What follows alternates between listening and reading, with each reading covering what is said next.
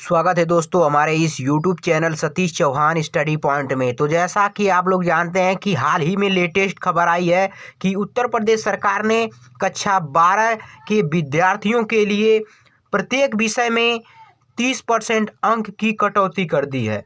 तो इस वीडियो में हम लोग कक्षा 12 के हिंदी विषय में जो 30% हटा दिया गया है उसके बारे में अध्ययन करेंगे। चलिए शुरुआत करते हैं और देखते हैं कि हमारे जो पाठ्य पुस्तक है उसमें से कौन कौन से पाठों को हटा दिया गया है। तो गद्य हेतु निर्धारित पाठ्य पुस्तक यानी जो गद्य है उसमें हमें क्या क्या नहीं पढ़ना है, कौन सा सिलेबस कौन सा पाठ हमारे कक्षा 12 की इस सिलेबस से हटा दिया गया। तो पहला है कन्हैया लाल मिश्र प्रभाकर। कन्हैया लाल मिश्र प्रभाकर की रचना रॉबर्ट नर्सिंग होम में ये हमारे सिलेबस से हटा दिया गया, इसलिए आपको नहीं पढ़ना है और इस पाठ से आपको कोई भी प्रश्न पेपर में नहीं आएगा। दूसरा है हरिशंकर परसाई, इनकी रचना है निंदा रस, ये भी आपको नहीं पढ़ना है, इससे भी प्रश्न में बोर्ड के एग्जाम में एक भी प्रश्न नहीं आएंगे। तो जो भी इस वीडियो में हम दिखाएंगे ये आपके सिलेबस से हट गया, तो इसे अच्छी तरह से नोट कर लीजिएगा ताकि आपको पढ़ने में आसानी मिले। और जो नहीं पढ़ना उस पर आप थोड़ा सा भी ध्यान नहीं देंगे, इसके अतिरिक्त जो बचेगा सिर्फ आपको उसका अध्ययन करना है। तो आगे देखते हैं। आपके गद्य में कक्षा 12 के 2 पाठ हटाए गए हैं, कन्हैया लाल मिश्र प्रभाकर की रचना रॉबर्ट नर्सिंग होम में और हरिशंकर परसाई की रचना निंदा रस। ध्यान दीजिए, इन दोनों पाठ को नहीं पढ़ना था। आपको जीवन परिचय भी आता है वो भी नहीं इन दोनों को पढ़ना है, ठीक है। आगे बढ़ते हैं, चलिए शुरुआत करते हैं। अब हमें पढ़ना है काव्य।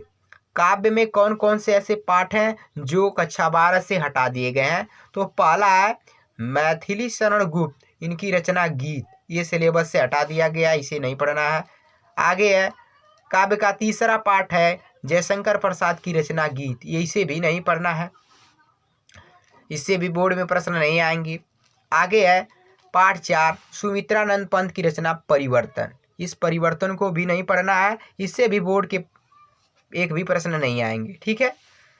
आगे है रामधारी सिंह दिनकर की रचना पुरूरवा और उर्वशी, ये भी आपके सिलेबस से हटा दिया गया है। तो ये रहे आपके काव्य साहित्य के मोस्ट इम्पोर्टेंट लेसन जो आपके सिलेबस से कटौती कर दी गई है। अब देखेंगे कथा साहित्य यानी जो हमारी पाठ में कहानी दी गई है, इस कहानी में किस कहानी को पढ़ना है और किसे नहीं पढ़ना है।